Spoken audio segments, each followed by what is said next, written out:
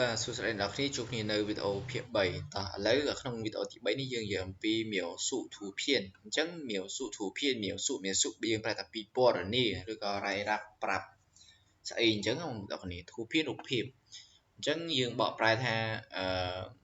ពីពណ៌នាតកតងជាមួយនឹងរូបភាពបានន័យថាយើងមានរូបភាពគេឲ្យយើងពីពណ៌នាកន្លែងក្រហម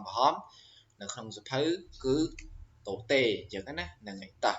កុំឲ្យខាតពេកតែអានជាមួយខ្ញុំអ្នកគ្នាខ្ញុំរៀងសក់កបងប្អូនអ្នកគ្នាតាតោះទី1គេនិយាយថា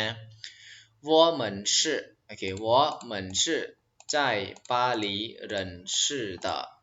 再来ภาษาទៀតមកតា我们是在巴黎认识的我们ពួកយើងពួកខ្ញុំឬក៏យើងណា是គឺជា在នៅប៉ាលីប៉ារីសទីក្រុងប៉ារីសណា认识ស្គាល់ហ្នឹងចឹងយើងបកប្រែថាពួកយើងស្គាល់គ្នានៅប៉ារីសឬក៏នៅទីក្រុងប៉ារីសនឹងឯងហ្នឹងហើយបើសួរថាមានដូចជាសម្គាល់នេះមានកន្លែងនេះកន្លែងនេះអូខេ我也不知道中文怎么说OK如果你们肯定想知道的话我可以替大家搜索找到了发给你们看一看 OK 那现在我们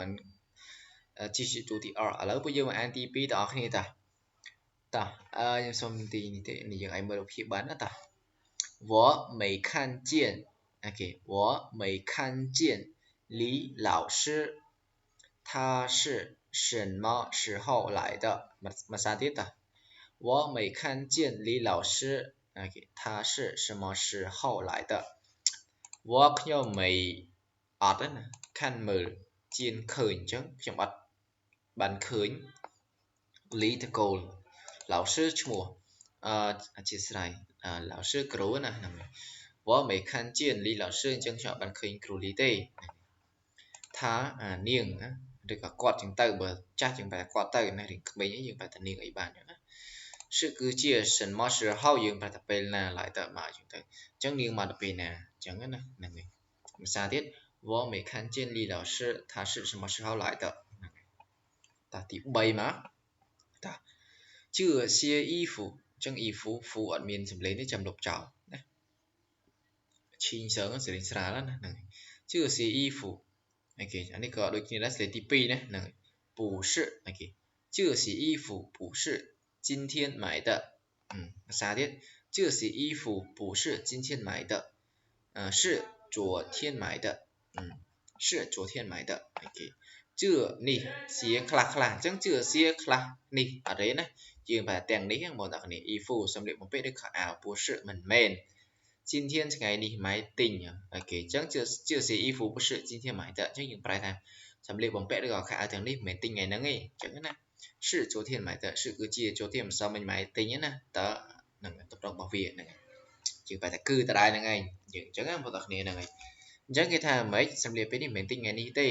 是昨天买的chứវាទិញកាលពីម្សិលមិញអញ្ចឹងបងប្អូនគ្នាហ្នឹងហើយសម្លៀកពេលនេះអូខេចាចូលដល់ទី4មក